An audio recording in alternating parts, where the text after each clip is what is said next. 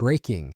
Kemi Badenoch just dropped the most explosive political bombshell in British politics this year, and what happened next has sent shockwaves through Westminster and beyond. The Conservative Party has officially declared war on the European Convention on Human Rights.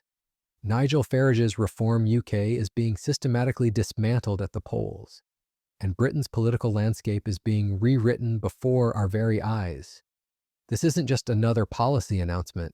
This is a desperate party fighting for its very survival in real time. If you want to stay ahead of stories like this that reshape British politics, hit that subscribe button right now, because what you're about to see will change how you think about the future of the United Kingdom forever. Here's what sparked the biggest Conservative political gamble in decades. 3 days ago, at the Conservative Party conference in Manchester, Kemi Badenoch went nuclear on the European establishment. Her message was crystal clear. Britain will leave the European Convention on Human Rights if the Conservatives win the next election. But this wasn't just about legal frameworks. This was a calculated strike at the heart of Reform UK's dominance. Because while Badenoch was making her announcement, the most devastating political reality was unfolding behind the scenes.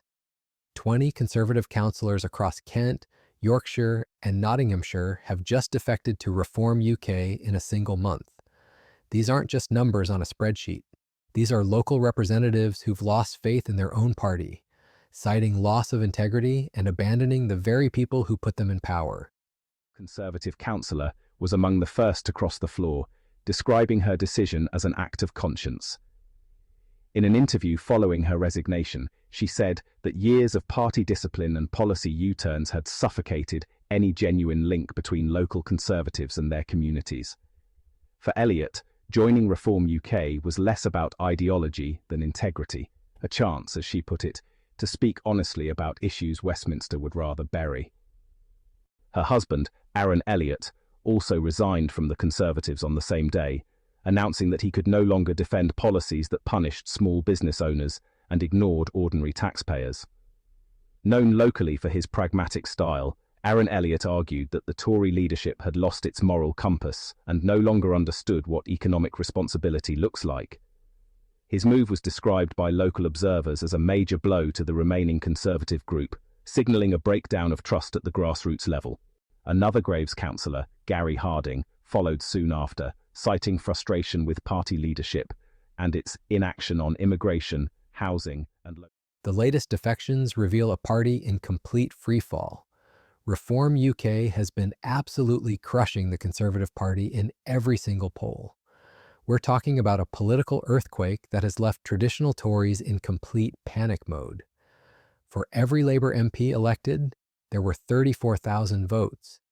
But for every Reform MP, there were 820,000 votes. This staggering disparity shows a democratic system that's completely out of touch with ordinary British voters. The statistics he cited were as brutal as his tone. For every Labour MP, he said, there were 34,000 votes. For every Reform MP, there were 820,000. That imbalance, he argued, symbolised everything that was wrong with British democracy. Over 95% of viewers aren't subscribed, but subscribing is free, quick, and helps support the channel. Join the community with a simple click. It makes a big difference. Please turn on the bell for more updates. Nigel Farage's speech struck a chord because it tapped directly into public disillusionment. The latest Ipsos polling data shows Reform UK leading by 12 points over Labour and absolutely destroying the Conservatives, who are languishing at just 14%. 14%. That's the lowest the Conservative Party has polled in nearly 50 years. Meanwhile, Nigel Farage's Reform UK sits at 34%, making them the most popular political party in Britain. The numbers are so catastrophic for the Tories that even their own MPs are openly discussing whether Kemi Badenoch can survive until Christmas. At Shadow Chancellor Mel Stride's recent speech, the front section was reasonably full, but behind that were rows and rows of empty seats stretching into the distance. Yeah, that's right, Ian. I was actually in there to listen to Mel Stride's speech, and I got in there probably 3 or 4 minutes before it started, and the hall is kind of split into two parts. The bit in front of Mel Stride was pretty full, but at the back there were rows and rows of empty seats and very sparsely attended. Yeah. But I think this has just been a sign of things that have happened over recent years at Tory party conference. Even when they were in government, there used to be sort of big halls, and I remember going to a Boris Johnson speech, and it seemed like they reduced the hall size just to make it look really, really busy. So it's a political trick that they do just to look like it's fully attended and absolutely buzzing. But in reality, here this week it seems sparsely attended. The bars are emptier, and just sort of looking around the place, there are less stalls, less exhibitors, probably less business spending their money here. So it does feel slightly different. It does feel very much like they are very much in opposition. And it's interesting, I mean, very much in opposition, of course, and almost relegated to not the official opposition by the impacts of reform right now. And I guess, and I know we're 4 years away from an election. And if you think these polling numbers are shocking, just wait, because the reality gets so much worse. Badenoch's ECHR announcement wasn't born from principle. It was born from pure desperation. Internal Conservative Party documents leaked this week reveal the true scale of their crisis. Reform UK has poached over 80 former Conservative candidates, donors, and staff members since the last election. High-profile Conservative MPs like Lee Anderson, Anne Widdecombe, and Andrea Jenkins have all defected to Reform UK. The Conservative Party isn't just losing voters, it's hemorrhaging its entire infrastructure to Farage's insurgent movement. Critics are now openly calling Farage a grifter who makes headlines without any realistic plan for implementation. I think it's important to acknowledge why Nigel Farage does well, and you can't deny he's an astute political operator. He's a brilliant political operator. He's managed to get results for the causes that are important to him. He's instrumental in bringing about Brexit. He manages to make these things almost mainstream, which previously were, outside views, and get massive support bases for them. But I think he's ultimately cynical. I think I don't think he's got the character that I expect of a Conservative politician. He is the best communicator in the UK. The best, from a track record alone, he has the best history of any politician, probably since Tony Blair, if not Margaret Thatcher, for changing the course of this country without even having to really be any position of power. Being an MP for Clacton or being a European... The moral contrast is absolutely devastating. While Badenoch promises to leave the ECHR with detailed legal reviews and Shadow Attorney General Lord Wolfson's careful analysis, Farage has already pledged the same policy months ago with zero bureaucratic delay. The optics couldn't be worse for the Conservatives. They look like they're desperately copying Reform UK's homework while pretending it was their idea all along. The Prime Minister and Chancellor aren't helping matters either, looking like they're attending a funeral every single day. And the Chancellor saying they look like they're going to a family funeral every day. For him, the issue was not optics, but confidence. Confidence that drives spending, investment, and optimism. Without it, he said, the nation slides further into recession. His attack went beyond party politics. It was a challenge to the legitimacy of the entire establishment. And his audience, both in the chamber and online, listened with rapt attention. Keir Starmer, the Prime Minister, suddenly found himself on the defensive. His administration, which had promised a steady hand after years of turmoil, was now being portrayed as grey, hesitant, and disconnected. Starmer's appeal to decency and stability sounded increasingly fragile when contrasted with the populist energy Nigel Farage brought to the stage. The Prime Minister's allies were quick to insist that his government was delivering reforms, but the numbers...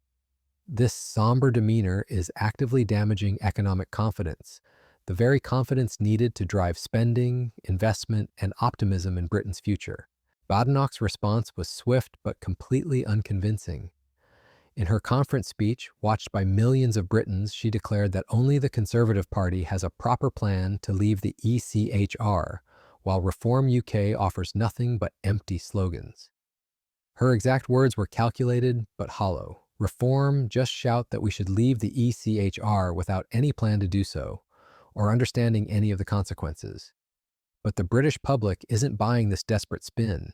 The polling data shows that 72% of Reform UK voters support leaving the ECHR, compared to just 44% of Conservative voters. Even on their own signature policy announcement, the Tories are playing catch-up to Farage's insurgent movement. Thunder from Reform took place and 20 Tory councillors decided to defect. You'd have to say, even as a Tory as you are, she's up against it, man. She's just, she's not, I've nothing against her really, apart from the fact that she spent 15 months trying to work out what to say. It's just there's no momentum. It seems to me almost every day Farage is well ahead. I mean, he's on the front foot and you're playing catch-up the whole time, aren't you?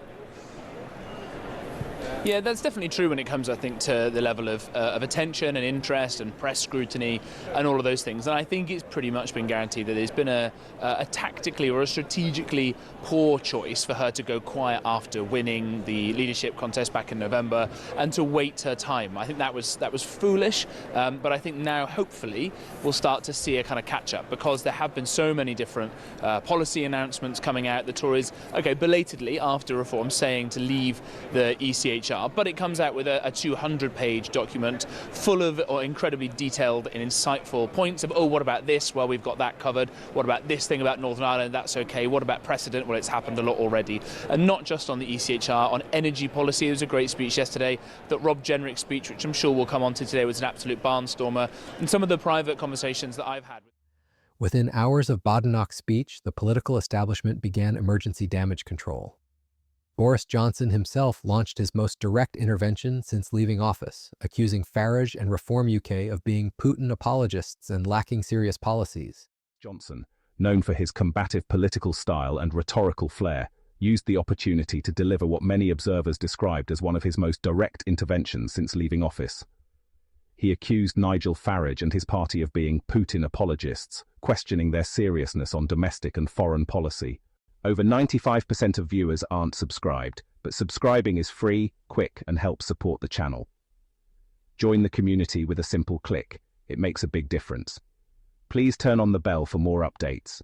The accusation. But the numbers kept getting worse. YouGov's latest survey shows that if a general election were held tomorrow, Reform UK would win 271 seats in Parliament. That would make them the largest party in the House of Commons with Nigel Farage as Prime Minister. The Conservative Party would win just 46 seats out of 650. That's not just political defeat. That's complete annihilation of one of Britain's oldest political parties. But then something even more devastating happened that nobody saw coming. The British public began to see through Badenoch's desperate political theater. A new poll released this week shows that 37% of Britons now consider Reform UK the main opposition party, compared to just 33% for the Conservatives. This is unprecedented in modern British politics. The official opposition party is being replaced in the public mind by an insurgent movement that didn't even exist 5 years ago. The implications are absolutely staggering. Nigel Farage is now seen as more likely to become Prime Minister than Kemi Badenoch. 39% of Britons think Farage will eventually reach number 10, compared to just 25% for Badenoch. The Conservative Party leader is losing the perception battle on every single metric that matters. For the first time in modern history, a British opposition leader is being completely overshadowed by a third-party insurgent. The economic and political earthquake is accelerating. Reform UK's membership has now officially overtaken the Conservative Party's membership numbers. When Badenoch challenged these figures on social media, calling them fake, Reform UK invited major news organizations to inspect their data. Every single outlet, including the Financial Times, Sky News, The Spectator, and the Daily Telegraph, confirmed Reform's numbers were completely accurate. Farage's response was swift and brutal, calling Badenoch's accusations disgraceful and threatening legal action. The optics were devastating. The Conservative Party leader caught spreading false information while desperately trying to downplay Reform UK's meteoric rise. It made her look petty, desperate, and completely out of touch with political reality. Social media exploded with hashtags like Conservative Meltdown and Badenoch Exposed, trending globally for 3 straight days. Over 1.5 million posts, 30 million engagements, and viral videos contrasting Badenoch's policy announcements with Reform UK's earlier identical proposals shared across every platform. These aren't just random social media posts, they're professionally edited side-by-side comparisons showing how the Conservative Party is desperately trying to copy Reform UK's agenda while pretending to be original. The visual evidence is so overwhelming that even mainstream news networks are being forced to cover the Conservative Party's credibility crisis. A caller from Newcastle captured the public mood perfectly, expressing deep frustration with both Labour and Conservative parties over decades of governance. He argued that people should give reform a chance since the traditional parties have failed. Good afternoon. Basically, after my decades of seeing the Conservative Party and the Labour Party and the so-called Liberals, if we go back to the Labour Party many years ago, just after 14 years ago, we found that they left a letter saying that there was nothing left in the bank. Yep. Now, when we continue on with the Tories, who made a right farce of things in the past 14 years, it's disgusting, I think.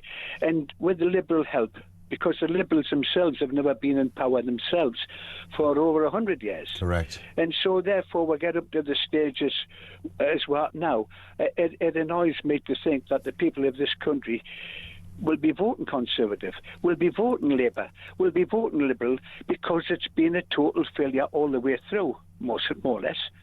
And it's just sad that we'll have to just deal with this. Now, this Kemi Badenoch, she's talking about leaving the European Court of Human Rights, whatever. Yes, but they could have done this years ago. They could have done it, years ago, and they didn't do it. They had the chances to do it, and now they're trying everything they can to get back online. And of course, it's not going to happen, I hope, because we've got to give somebody else like Reform a chance. I mightn't go along 100% with Reform, but even so, they've got to be given a chance. Yeah, Why and that go back to the old days? You're right, John, and that is the real sense. The streets tell the real story. Conservative Party membership meetings have been cancelled across the country due to poor attendance. Meanwhile, Reform UK rallies are packing venues with thousands of enthusiastic supporters. Their recent Birmingham conference attracted over 15,000 people, while the Conservative Manchester conference struggled to fill half their venue. The energy gap between the two movements is visible to anyone paying attention. Conservative MPs are privately panicking about losing their seats. Over 20 backbench Conservative MPs have now publicly suggested the party needs to consider a coalition with Reform UK to have any chance of stopping Labour. But Badenoch has categorically ruled out any cooperation with Farage, calling Reform UK a party that wants to destroy the Conservatives. The political suicide is accelerating in real time. The international implications are equally catastrophic. European Union officials are watching Britain's political realignment with growing concern. A Reform UK government would mean complete withdrawal from all international human rights frameworks, potential trade disruptions, and a fundamental shift in Britain's relationship with Europe. From Brussels to Berlin, headlines are increasingly focused on Britain's political instability. Reform UK rising, Conservative Party collapse, the breaking point. These stories are being covered by international media as a case study in how traditional political parties can be completely destroyed by insurgent movements in the social media age. Behind closed doors, senior Conservative aides acknowledged that losing 20 councillors in a single month has triggered a crisis of morale and credibility. Reform UK is reshaping local politics by pushing for transparency audits and spending reviews, describing these as the foundation of a new contract between those who govern and the British people. The breaking point came during Prime Minister's questions when Conservative MP Robert Jenrick, Badenoch's own Shadow Justice Secretary, was asked about the ECHR policy. Instead of supporting his leader, Jenrick gave a lukewarm response that barely mentioned Badenoch's announcement while praising the importance of detailed policy work. The House of Commons fell silent as it became clear that even Badenoch's own shadow cabinet isn't fully behind her leadership. Multiple Conservative MPs have been spotted in private conversations with Reform UK representatives. The defection rumors are intensifying daily, with political journalists reporting that at least 5 more Conservative MPs are considering jumping ship to Reform UK before Christmas. For several agonizing minutes during the parliamentary session, Badenoch looked like a leader who had completely lost control of her own party.